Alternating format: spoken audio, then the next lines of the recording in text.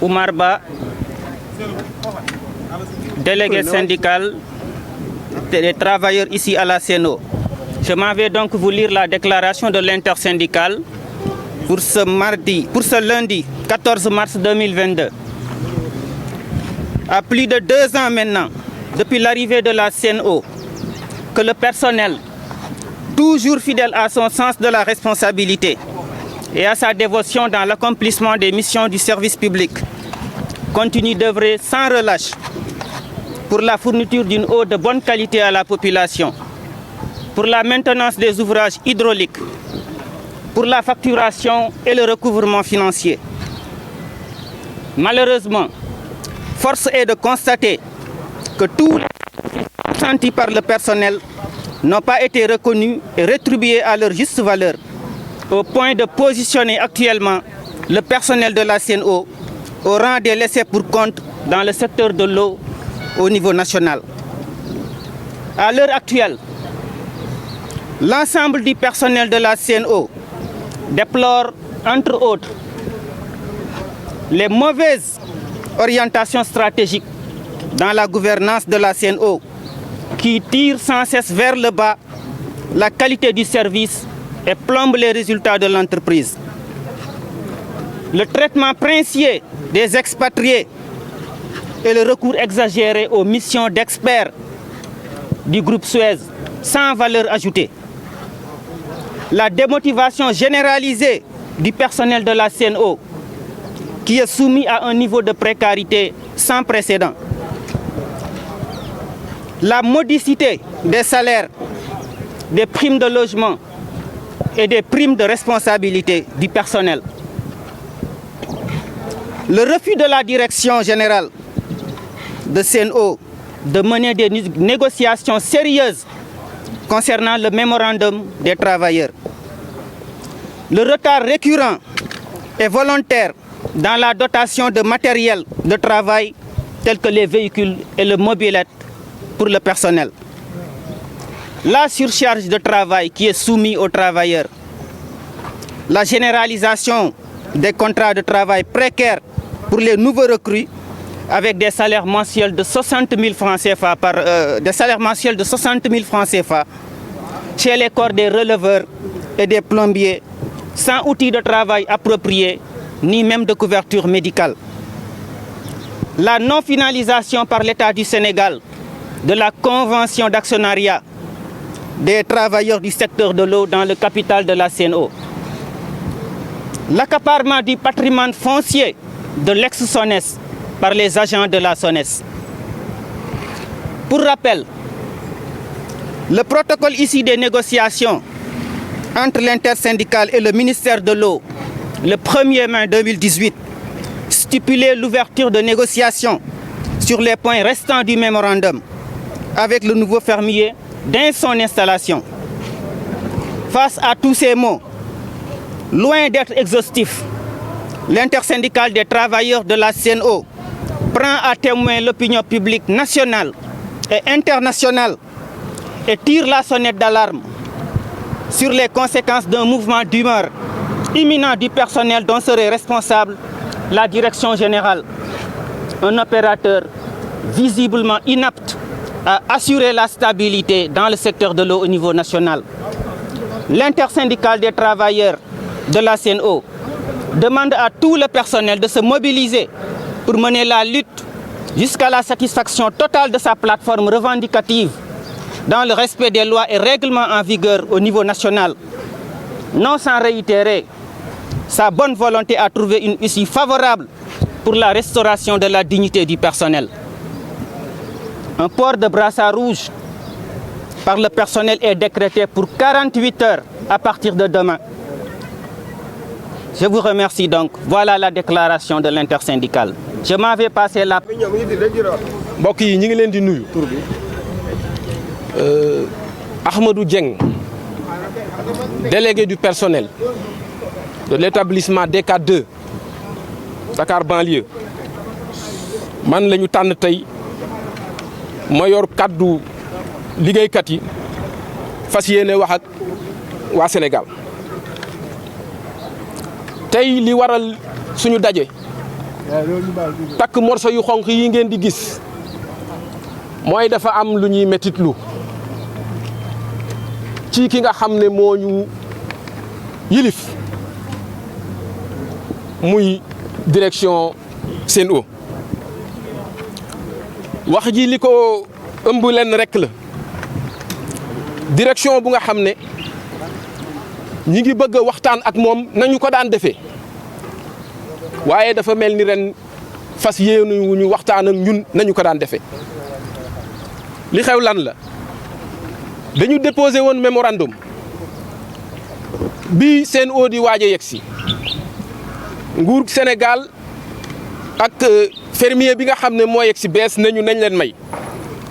ba ñu toog ñu waxtaan benn at waxuñu ñaar waxuñu ren ñi ngi ci ñetteelu at ñu ne leen fala budda danañ ci wax ren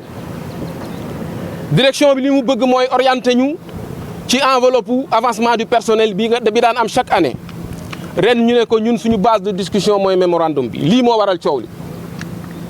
muy lu légitime nag ñu nekk ay délégué responsable boobu ba léegi ñi ngi ànd ci ñoom ci njëkk ak teraanga di waxtaan suñu daje bu mujj hôtel Days et Suites bi nekk Dakar lan la ñu DRH bi wax ñun li ñuy laaj comme augmentation sut na ko moom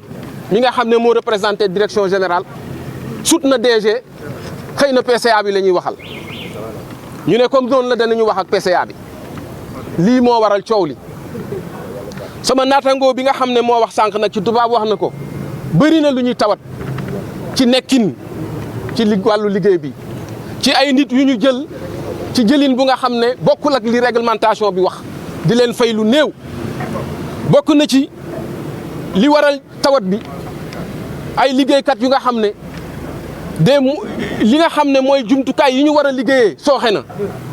ñoo xam ne li ñu war a war pour dem defi seen liggéey correctement nga xam ne fermier bi fi bi fi jóge bu daan jeex contrat bi bala muy jeex sax lañ koy waajal ba buy jeex rek ñu jox la léegi di nga ci gis ku toog ay weer ay at du yor li nga xam ne moom la war a liggéeyee bokk na ci loolu li nga xam ne moom la ñuy tawat sama collègue bi wax na ko sànq mooy waa SONES suuf si nga xam ne SONES 2 moo ko moomoon nga xam ne nu mu tuddati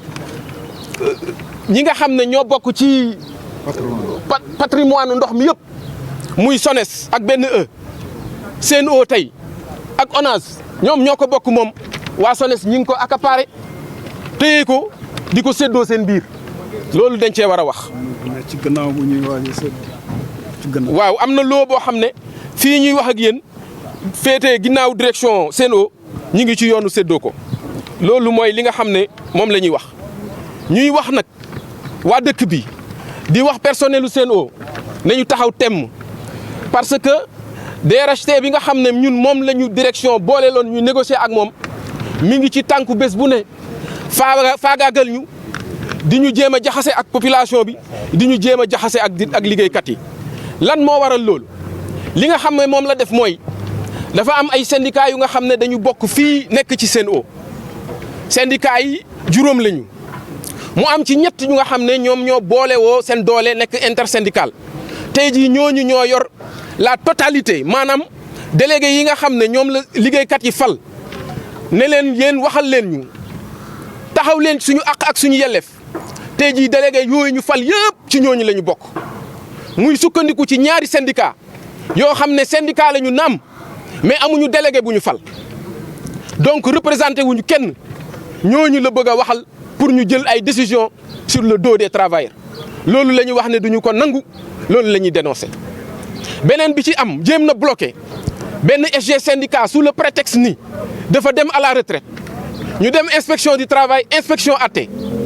wax ne syndicat boo xam ne dafa am ay délégués yu ñu fal bés bu ñuy dem table de négociation ak direction générale seen secrétaire général mën na leen assister tey jii moom DRH boobu doon wax ne wasilam moo ko doon wax ne nit da nga koy natt ci waxi démbam ak jëfi tayam moom mi bañ a noonu loolu suñu SG tey moom moo nangul SG bu nga xam ne dem na retraite amul benn syndicat muy toog ci table de négociation bi ñuy wax muy wax ne di tuumaal délégué yi ne dañu am lu ñu bëggul ci direction parce que dañu bëgg ñu jëlal leen seen ñoñ moom SG boobu di wax tey jii ñaari doomam ñi ngi liggéey ci SNO dama ne li tubaab di wax le ridicule ne tue point waaw ci gàttal daal su fekkee ne sama xel fàttuwul loolu la ñu amoon ci lu nga xam ne moom lañ doon ñaxtu di ko leeral askan bi di leen wax ne nag ci kanam daañu wéyal morceau yu xonq yi ñuy takk ci suñu loxo ci liggéeykat yëpp tey délégué yi ñi nga xam ne ñoom la ñu fal pour ñu représenter personnel bi ñooñu ñoo amoon pour takk brassard yi tey ci ñoom lañ ko yemale woon waaye danañu ko yaatal ci périmètre Sen'Eau bi yëpp incha allahu rabbi suba ak ginnaaw suba incha allahu rabbi bi nga xam ne moom laa fàtte woon moom laay daaneele mooy bokk na ci li ñuy ñaxtu Sen'Eau bi mu ñëwee ba léegi dafay jéggaan yi di jël ñoo xam ne bitim réew lañ jógee ñu leen di wooyee expert yoo xam ne bu ñu ñëwee li ñuy coûter entreprise bi kenn mënul xam nu mu toll ci loo xam ne teguwul fenn expertise boo xam ne ñun dañ koy lam-laame personnel bi yëpp gisuñu ban expertise lañ ñu andil ndax liggéey bi ñii nga xam ne ñoo dëkkee réew mi nekk ci boobu ba léegi ca jamonoy SONES jaar ci SDE ba ci Sen'Eau mate nañ ko mën nañ ko loolu mooy li nga xam ne moom la ñu amoon ci luñ doon wax di leen sant di leen gërëm waaw direction tey dañu daje woon aussi pour dem jébbal ko këyit wax nañu ne DG bi newu fi dafa tukki ki ko fi uutu nag ñi ngi naqarlu mooy secrétaire général bi ñi ngi koy naqarlu fa bu naqarlu yem ndax ba léegi joxuñu cër génnul nangu këyit gi nga xam ne moom lañ ko bëggoon jébbal loolu it ngeen bàyyi ko xel muy ñàkk worma di ñàkk teggin ci liggéeykat yi nga xam ne ñoom ñoo nekk fii ci Sen'Eau ngeen baal ñu àq convoqué nañu pour nee na wéyal waxtaan bi léegi incha allah fas yéene nañu wuyu ji leen ci woote bi nga xam ne moom lañ ñu woo ñu ngi ñu woo foofu ci hôtel Days et Suites ba nekk biir Dakar wetu Sen'Eau bi nekk biir Dakar à 9h incha allah danañu wuy ji bu soobee yàlla déglu ko ba xam lu muy wax waaye waa ngi yëgal waa Sénégal di yëgal mbokk liggéeykat yi di leen xamal ne taxaw temm jot na ngir ñu am li ñu bëgg te li ñu bëgg njëriñu askan wi la ndax mënuloo ni bi nga ñëwee da ngay def ay investissement di yokku fépp foo xam ne matériel la ci wàllu liggéey bi nga ne yaa ngi koy jéem a yëkkati ca kaw ne liggéeykat yi nga xam ne ñoom ñoo doon liggéey sommu leen des fa ngeen newoon sommu leen toog foofu direction bi loolu la bëgg a def ak ñun te fasuñu ko yéene nangu ñi ngi leen di sant di leen gërëm salaamaaleykum wa rahmatullah